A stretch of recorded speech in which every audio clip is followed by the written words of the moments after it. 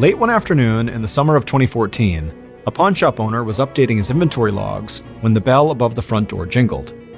A young couple walked inside and approached the counter, and the young man said he had a few items to sell.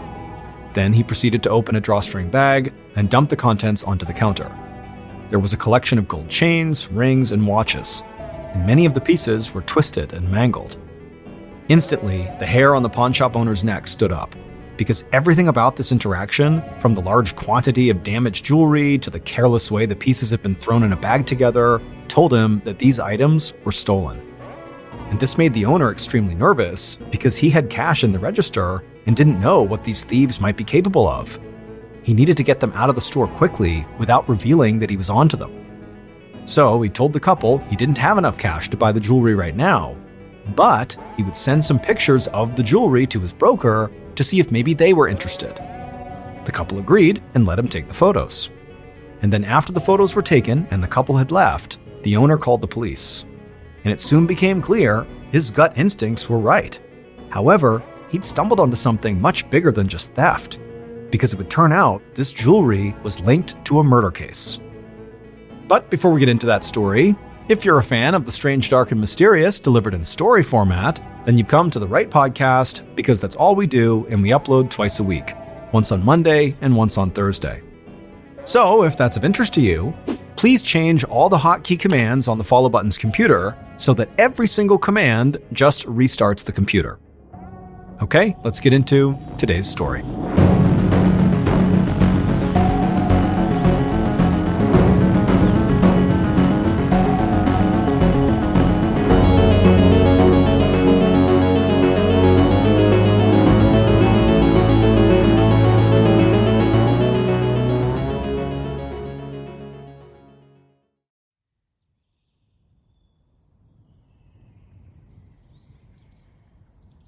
One afternoon in mid-July 2014, 59-year-old Jack Parks and his fiancée, Carol LaPaya, walked through their neighborhood of Kennedy Township, Pennsylvania.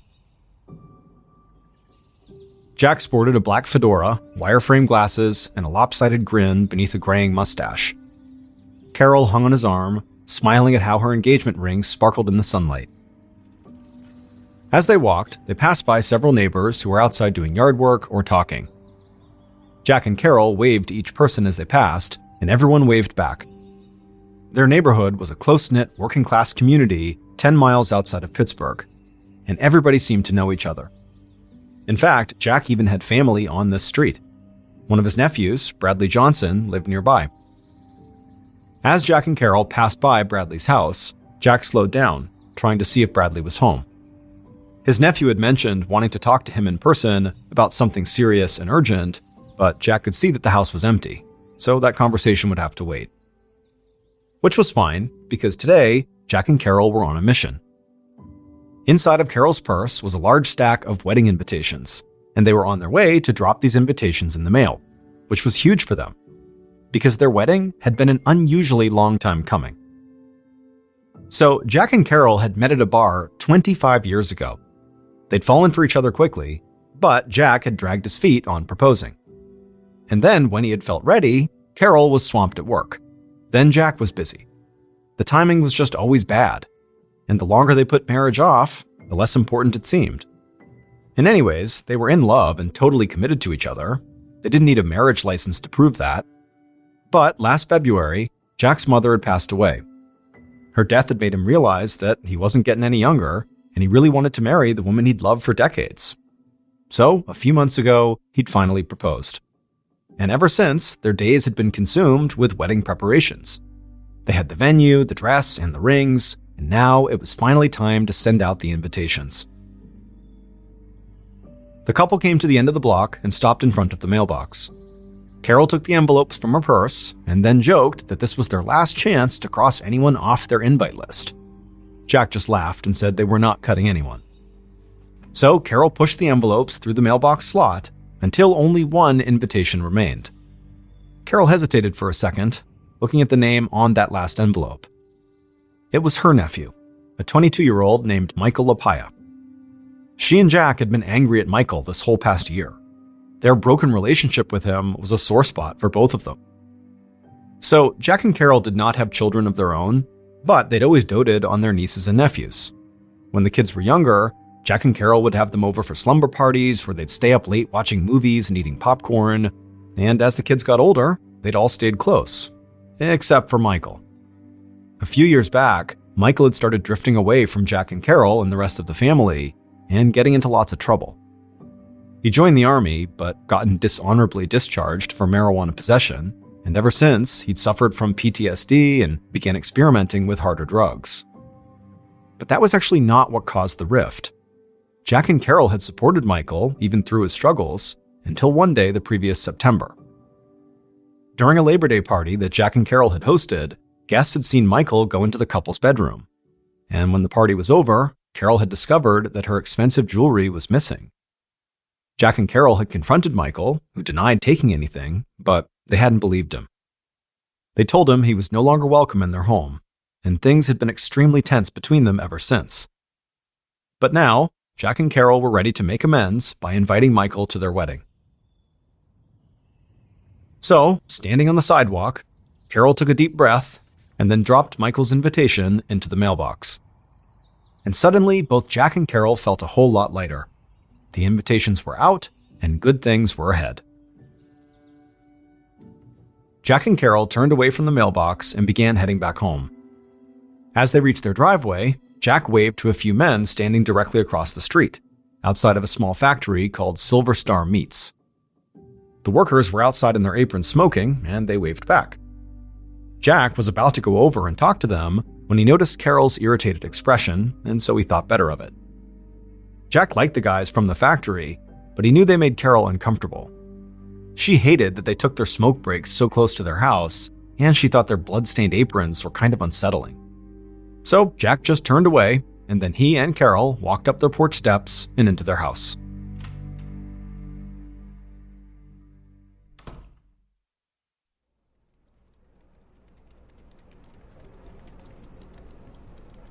A few days later, on Monday, July 21st, Carol sat at her desk at work, reviewing her to-do list for the wedding. The ceremony was just 6 weeks away, and there was still a lot to figure out. But then, at 10:45 a.m., her cell phone rang. And to her surprise, it was Jack's realtor. Jack had hired this realtor to sell his mother's house after she had died, and now the realtor said some potential buyers wanted to see the house that afternoon. She wanted Jack and Carol to meet her there at 4 p.m. This was all good news, because Carol and Jack had been eager to sell that house as quickly as possible. But before hanging up, Carol asked why the realtor called her instead of calling Jack. The realtor said they did call Jack first. He just didn't answer. This seemed odd to Carol. As soon as she hung up, she tried Jack's cell phone, and it rang several times before going to voicemail. She left him a message, then hung up and called the house. And as it rang, she expected to hear Jack's voice any second, but again, the call went to voicemail. Carol just sat there, trying to ignore the sick feeling of dread in her stomach. Jack knew what a worrier she could be, so he always answered her calls. But she told herself that maybe he was in the shower, or maybe outside mowing the grass without his phone on him. He would probably call her back any minute. But the clock kept ticking, and by noon, Jack still had not called. And so Carol tried him again, but he still didn't answer. Frustrated, she dropped her phone back in her purse and just focused on her computer, trying to ignore her mounting anxiety.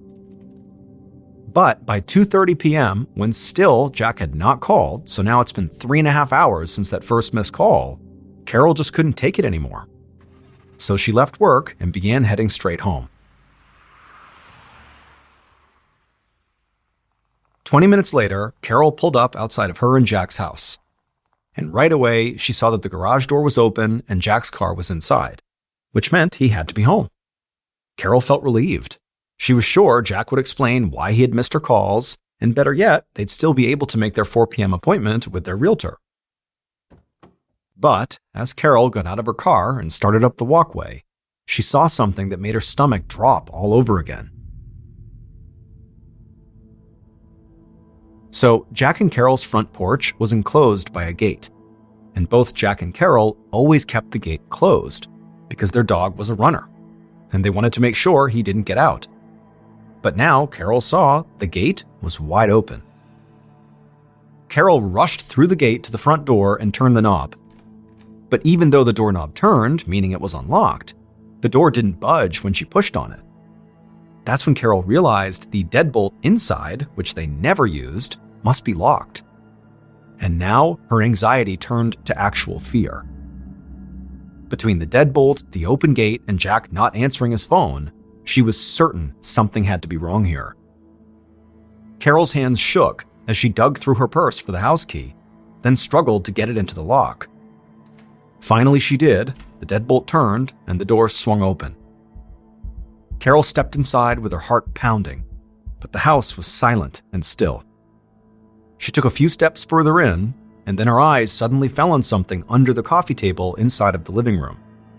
For a second, her brain couldn't even compute what she was looking at. But then, when it clicked, she let out a scream. Because underneath the coffee table was Jack. He was lying face down on the carpet with a pool of blood under his head. Carol rushed over to Jack and shook him, but he didn't move or make a sound. And so in a panic, she found her phone and dialed 911. When the dispatcher picked up, Carol shouted that there'd been some kind of horrible accident. Her fiancé must have fallen and hit his head on the coffee table. And she begged the dispatcher to please send help now. Moments later, police and first responders arrived, and they had to physically drag Carol away from Jack's side. Carol watched as they knelt beside her fiancé and checked for a pulse, but they didn't find one. Carol's world crumbled. She knew Jack was dead.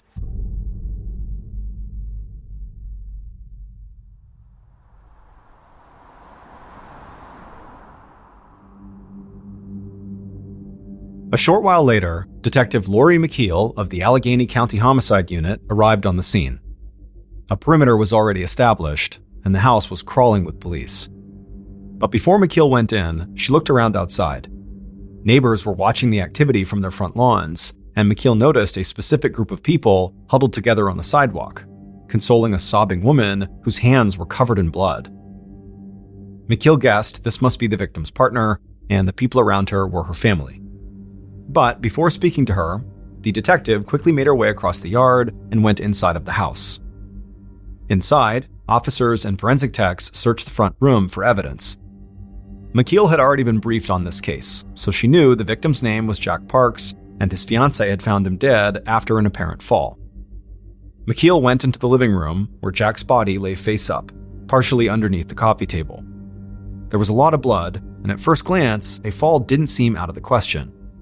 However, when she crouched down to get a better look, she found a small hole behind Jack's right ear, toward the back of his skull.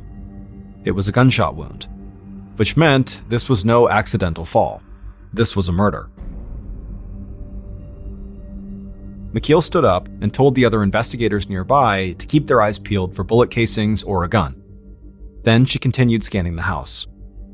The house was lived in, but relatively neat, with boxes of what looked like wedding favors stacked in the hall.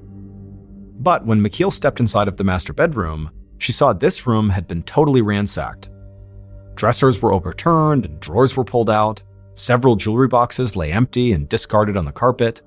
Either this was a robbery, or someone had staged the scene to make it look like one. As McKeel made her way back to the living room, she saw several photos of what looked like a seemingly loving couple about to get married. But McKeel's training told her not to take anything at face value. Every relationship had its problems, and a deadline like a wedding could bring tension to the surface. So before McKeel did anything else, she wanted to speak to Jack's fiancé. If there were any skeletons in the couple's closet, she needed to know about them. Later that afternoon, Detective McKeel sat with Carol in an interview room at the police station. McKeel knew that so far, nobody had told Carol much of anything, including the fact that Jack's death was a murder, not an accidental fall. And from McKeel's point of view, this was a good thing. The romantic partner was always the primary suspect in a murder. And so McKeel wanted to study how Carol behaved in their interview before she told Carol anything about the investigation. So McKeel started slowly, asking basic questions about Carol's relationship with Jack. But as Carol calmed down and opened up, McKeel began to probe deeper. She asked if either Carol or Jack was getting cold feet about their wedding, and why did it take them so long to get engaged? Were there suspicions of infidelity? What about money problems? McKeel watched Carol for any hint of defensiveness or anger. But while Carol did deny having any problems with Jack, she didn't seem mad at being asked about it. She just seemed confused. So, McKeel decided to ask a question that she knew would increase the pressure, by making it obvious that Carol was now a suspect in a murder. The detective looked into Carol's eyes and asked her if she owned a gun. And at this, Carol froze. After a second, she asked why she was being questioned about a gun when her fiancé had fallen. McKeel stayed quiet and watched as Carol's expression changed from confusion to understanding. Carol just looked at McKeel and said, "Are you saying Jack was shot?" And then Carol just began sobbing. Even though McKeel could not officially rule Carol out as a suspect yet, she did think Carol's reaction to this was very genuine. So McKeel handed Carol a box of tissues and asked in a gentle voice if Jack had any enemies. Through tears, Carol said no. In fact, if anything, Jack was sometimes too friendly. Recently, Carol said she'd come home to find Jack hanging out in the living room with one of the workers from the factory across the street. Carol said she'd been mad at him for letting a stranger inside of their home. And then after that, Carol just broke into more sobs. McKeel narrowed her eyes as she thought back to Jack and Carol's ransacked bedroom. Crime scene techs were still processing the scene, but it had looked like theft was at least part of the motive. So if Jack really had no enemies and his murder was not personal, then this being a robbery by a stranger, like a factory worker, was a definite possibility. McKeel knew that if Jack and Carol's home really had been robbed during this murder, then whoever did the robbery would likely try to unload the stolen goods quickly. And the easiest way to do that was to sell them to a local pawn shop. So, the day after Jack's murder, McKeel got a list of the items missing from Jack and Carol's home, which included several expensive watches, rings, and other pieces of jewelry, and contacted every pawn shop in the immediate area. But none of them claimed to have any of the missing jewelry yet, so McKeel left descriptions of the items along with their number. McKeel also contacted the City of Pittsburgh Pawn Division, which kept an extensive database of pawned items, and gave them descriptions of the stolen jewelry as well. It was sort of like she was fishing, and so McKeel knew she had to be patient. So, while she waited to hear back, she began looking into the workers from the Silver Star Meats Factory.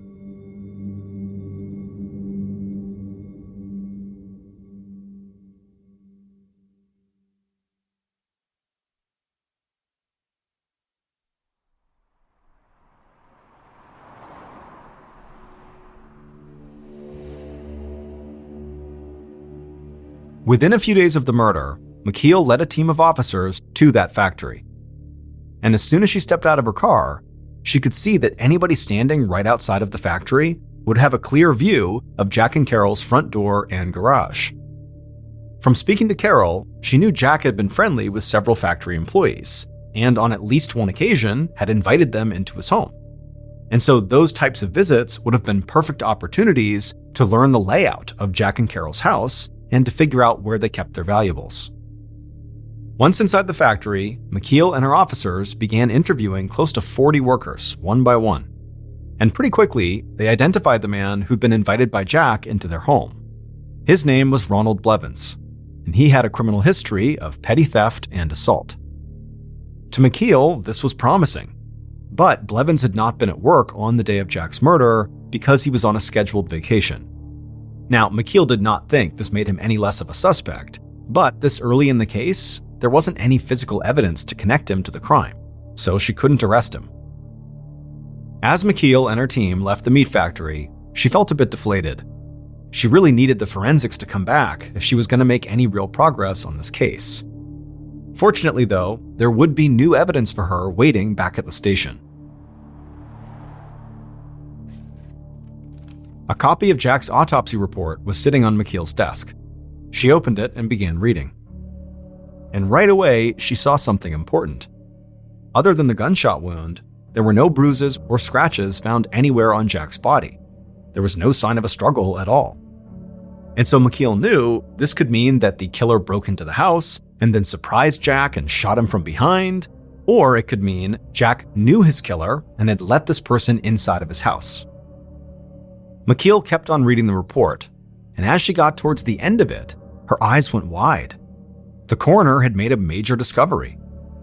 A bullet had been extracted from Jack's skull, and they determined it came from a .380 caliber handgun. This was extremely helpful. McKeel still did not have the actual murder weapon, but now she knew what kind of gun she was looking for. And so she wanted to find out if somebody close to Jack, someone let's say he would have welcomed into his home, owned a gun like that.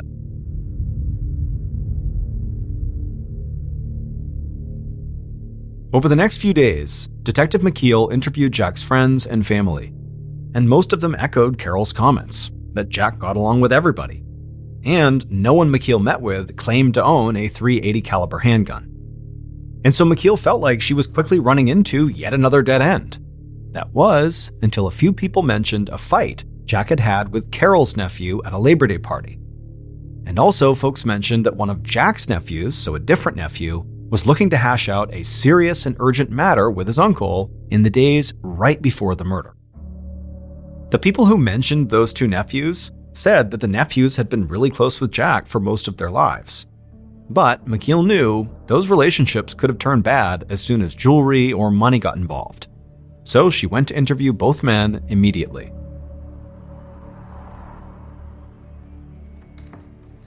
The first house she went to belonged to Carol's nephew, Michael Lapaya, the Army veteran who Jack and Carol had accused of stealing at their Labor Day party. When she began questioning Michael, he didn't deny that he and his uncle had a falling out.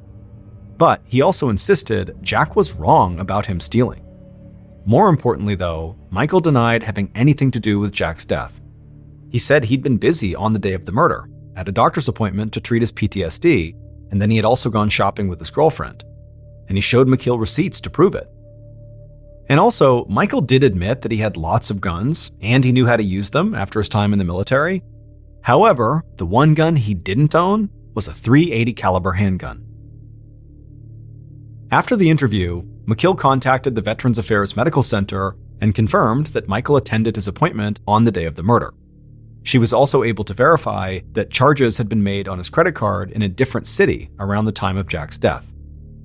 All in all, Michael's alibi seemed solid.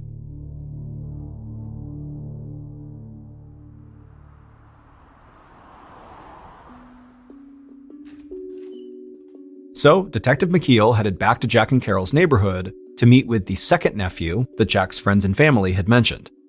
This was Jack's nephew, Bradley, the one who lived on the same street and had been apparently wanting to speak with Jack in person about something serious and urgent. Now, from what other people had already told her, McKeel knew Bradley was mad at Jack for selling his mother's house, because Bradley thought the property should stay in the family.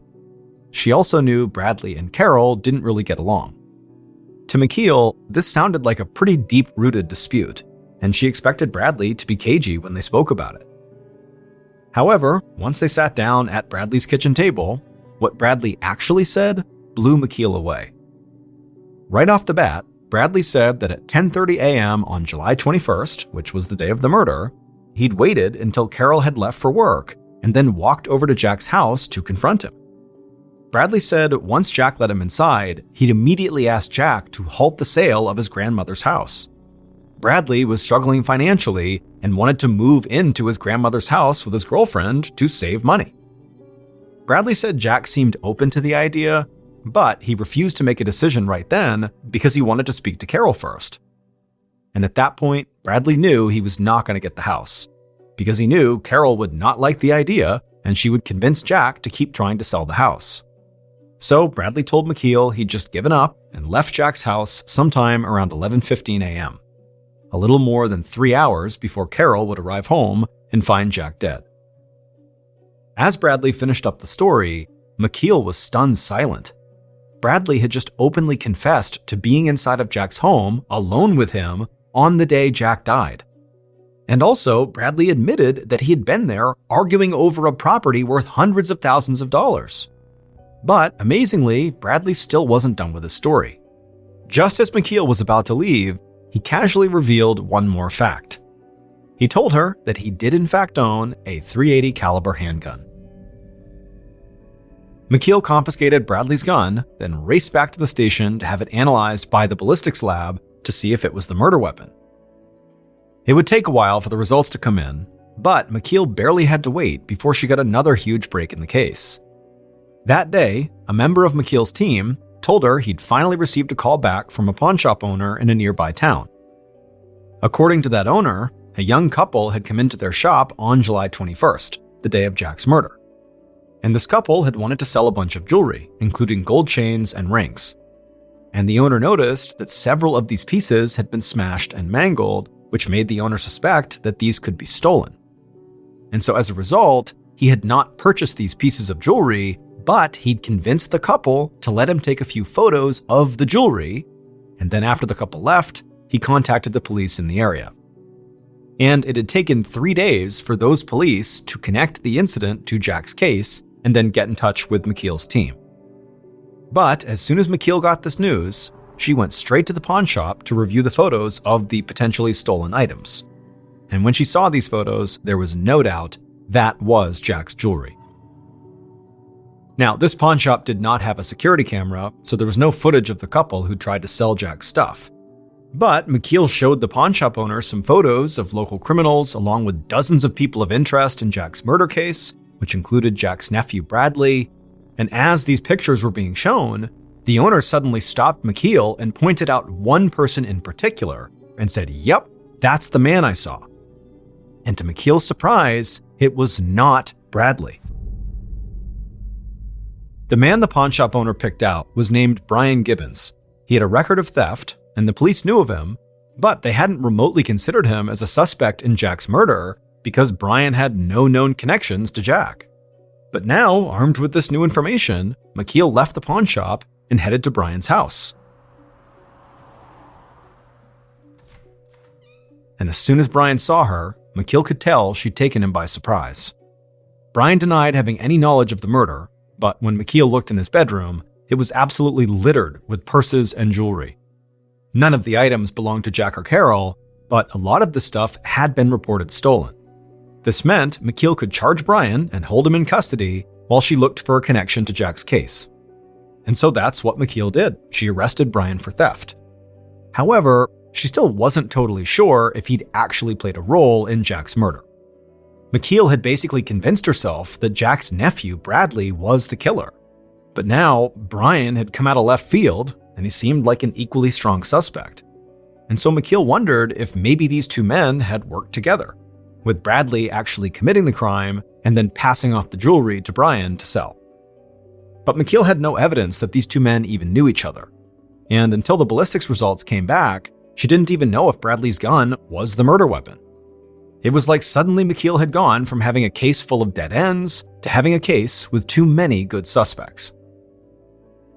It would take another week before the final piece of evidence fell into place. On August 4th, 2 weeks after Jack's death, McKeel got a call about a second pawn shop, where a young man had stopped in the day after the murder trying to sell a bunch of damaged jewelry. Unlike at the first pawn shop, the employee at this one had not realized the jewelry was stolen, so he had bought it. Police had already examined the jewelry and confirmed it belonged to Jack. But the most important thing about this pawn shop was that it did have a security camera. And when McKeel watched that footage, she knew who killed Jack.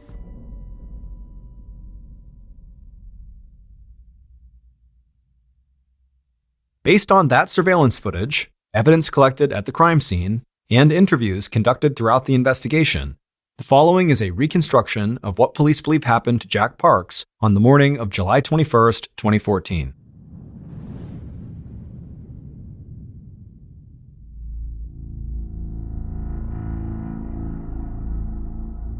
That morning, the killer woke up in agony. They lay in bed for several minutes, drenched in sweat. Their cramps were getting worse. And beneath the pain, a horrible, clawing hunger was growing, demanding to be fed. From the next room, their partner shouted that they were heading off to work. At this, the killer scrambled up, yelling for their partner to wait. The killer dragged themselves out of bed and stumbled from the room. With a wild look on their face, they told their partner to call in sick today. They were going for a ride. A short while later, at about noon, the couple pulled up to the curb 1 block from the Silver Star Meats factory. The killer eyed the house directly across from the factory. The garage was open, and Jack's car was inside. He was home. The killer reached inside the glove box and took out a .380 caliber handgun. They told their partner to drive away if they weren't back in 30 minutes. Then they pocketed the gun, pulled the hood of their sweatshirt over their head, and got out of the car. The killer's heart pounded as they hurried down the sidewalk, avoiding eye contact with the meat factory employees, just standing about in their blood-stained aprons. The killer reached Jack's house, headed up the walkway, went through the front gate, and right to the door. They knocked and then waited. When no one answered, they urgently knocked again. The door opened. Jack looked out and quickly waved the killer inside. Jack turned away from the door and asked the killer if he could get them something to drink.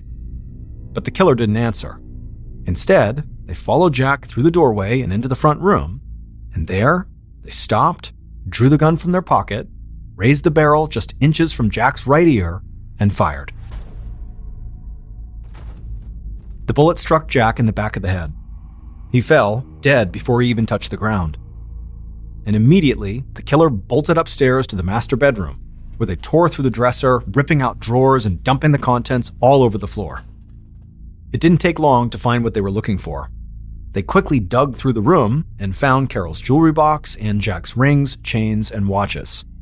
The killer stuck the items into the pockets of their sweatshirt, feeling a thrill of victory. Soon, that gnawing hunger would be satisfied. The pain would end. Then, the phone in the house began to ring, and the killer just froze. The killer listened as the call went to voicemail. Carol's voice echoed from the machine, asking why Jack wasn't picking up his cell phone, telling him that somebody was interested in buying his mother's house, and they needed to get there by 4 p.m. to open it up. Then Carol said she loved him and hung up. As soon as the voicemail ended, the killer rushed back downstairs to the front door. They grabbed the key off an end table to lock the deadbolt, but then something caught their eye. And once again, they froze. The killer saw Jack's feet jutting out from behind the coffee table. Beyond that, the killer saw the whole living room.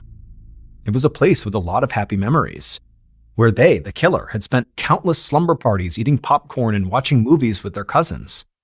A lump began to form in the killer's throat as they looked at a particular photo on the wall. Their 10-year-old self was smiling right back at them. The killer looked down at the floor, said goodbye to their Uncle Jack, and left.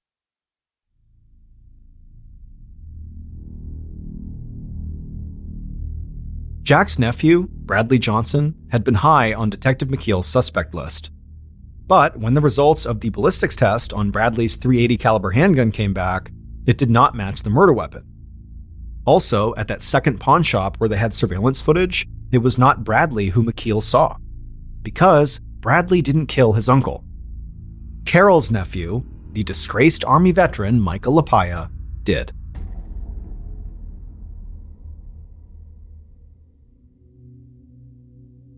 It would turn out Michael had been really struggling since his dishonorable discharge from the Army, even worse than some of his family knew. He'd started using heroin and begun stealing to support the habit. And as his addiction worsened, Michael became increasingly desperate for cash. And in July 2014, he saw a quick way to get it, by killing Uncle Jack and stealing his jewelry.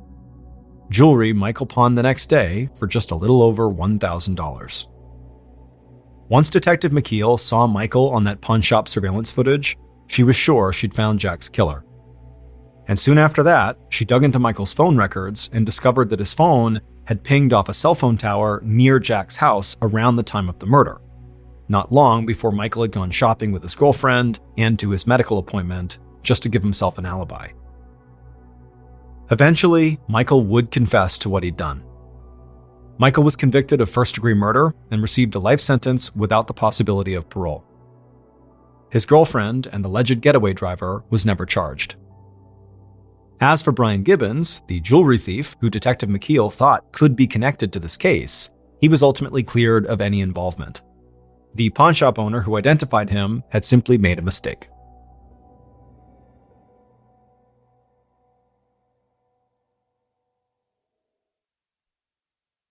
A quick note about our stories. They are all based on true events, but we sometimes use pseudonyms to protect the people involved, and some details are fictionalized for dramatic purposes.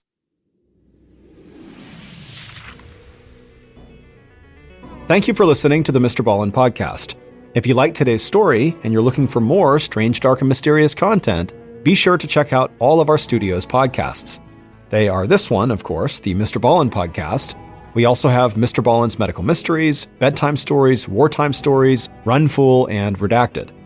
To find those other podcasts, all you have to do is search for Ballen Studios wherever you listen to your podcasts. To watch hundreds more stories just like the one you heard today, head over to our YouTube channel, which is just called Mr. Ballen.